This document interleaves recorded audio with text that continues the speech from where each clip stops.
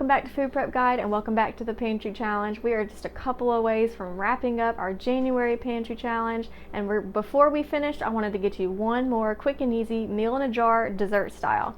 This is our fruit cobbler mix. The beauty of it is you can make one master mix, if you will, and then use that to make all different sorts of fruit cobblers.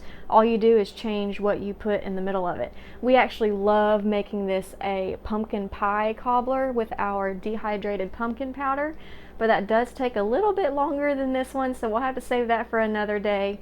But this time we are going to use a pear jam and a fruit cobbler, or just a mixed fruit mix that you can get at the store. I have a helper today. Have you seen Miss Hattie back there? Hi, Hattie. That's my daughter, and she is quickly becoming a baking queen. Anytime I'm doing some kind of dessert, she always wants to jump in and help, and she does an excellent job. Okay, so this is some pear jelly that we canned up. We're going to use half a jar of that, so 1 cup of some kind of jam or jelly, any kind of jam or jelly that you want. And then we're just going to mix in this can of fruit cocktail. This is just your fruit cocktail mix that you can get at Walmart or Aldi's, Kroger, anywhere. And we're just going to mix a can of this and 1 cup of jam together, and we're going to have a fruit cobbler in minutes. So Hattie's going to take care of that part for me. And to this, you can go ahead. And for our crust mix, we're just going to plop this in a bowl.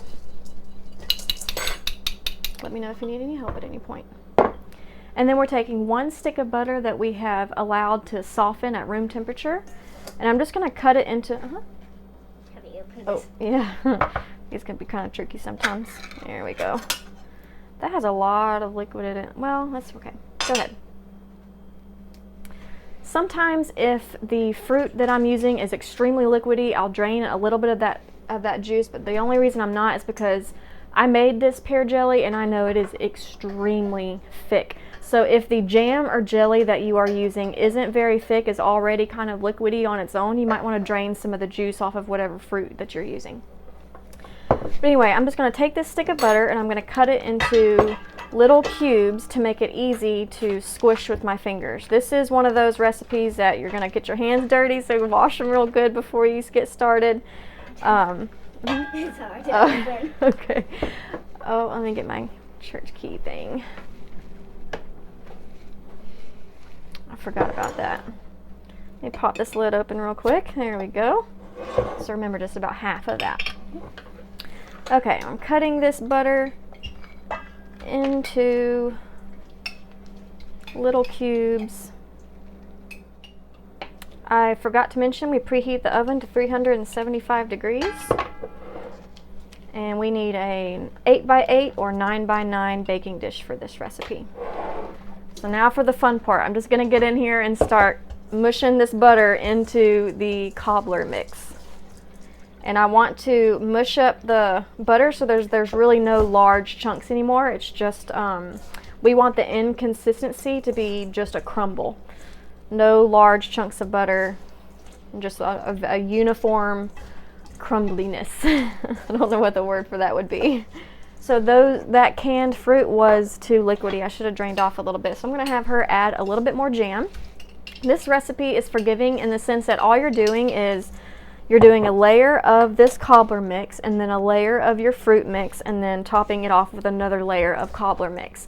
So your fruit mix can be any consistency that you want, or ever how much you want. If you want it to be a really low sugar with not a super fruity kind of taste to it, then you can just do a very thin layer of fruit. We like our fruit cobbler to really highlight the fruit that we're using, so we make it nice and thick. And because of that, this can having so much liquid in it, it's going to make it really hard to get a nice thick layer of fruit. So I'm going to have to strain out a little bit of that liquid, I think. Actually, you know what? That's okay. I'll strain it out. It's okay. Leave that jam in there, and what I'm going to do to help offset that liquid is, instead of mixing this jam into that fruit, I'm just going to rub on a layer of this jam right onto my cobbler mix, just as if I were making a peanut butter and jelly sandwich. I'm just going to take a butter knife, spread it on, and then top it with that canned mix in just a minute. Okay, at this point, I'm just going to divide this cobbler mix in half. Just eyeball it, dividing it as best I can.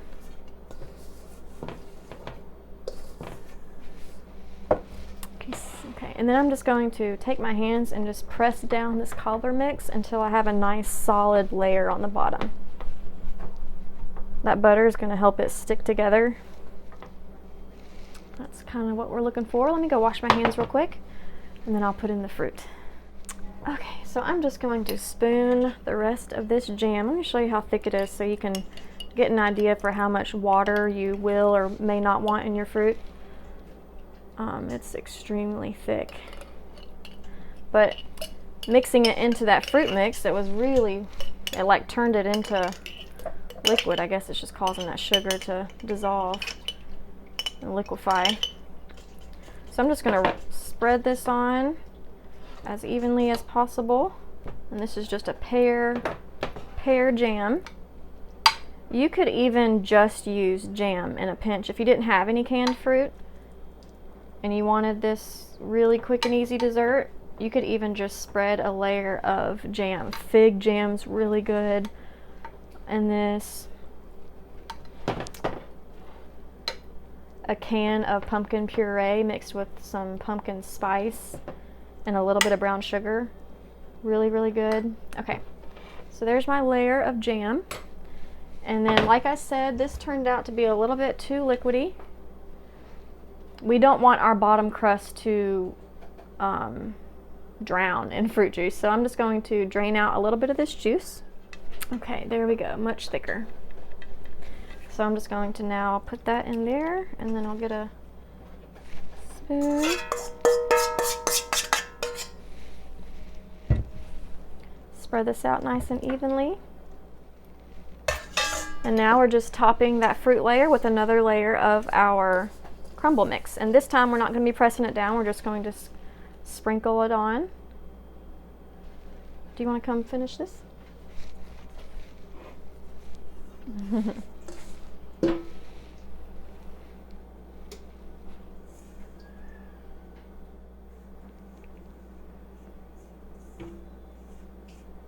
Good job, thank you.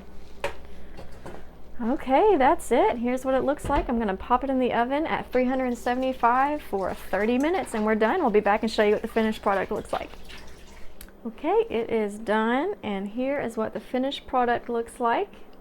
Now this is usually it comes out in squares, not that stick together really well. I definitely should have drained out that fruit can. So if you're going to be using canned fruit, be sure to drain the juice out before you put it in, but this will still be really good. It's just instead of a little square, I should probably put it in a bowl, scoop of ice cream on top.